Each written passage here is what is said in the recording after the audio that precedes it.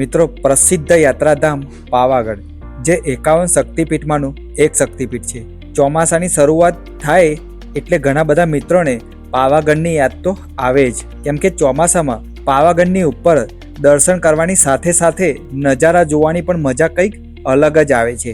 અને એ સાથે પાવાગઢની આજુબાજુ જોરદાર નજારાઓ, જોરદાર પાવાગઢના વોટરફોલ, જંગલની અંદર ઘણા બધા મંદિરો અહીંયા તમને જોવા મળશે.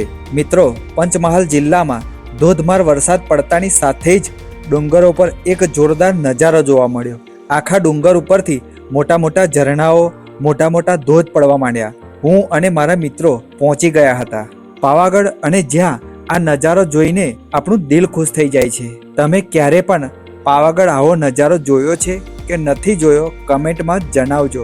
અને પાવાગઢ બાજુ આવવાનું વિચારી રહ્યા હોય ફ્રેન્ડ સર્કલને આપણો આ વિડીયો જરૂરથી શેર કરી દેજો.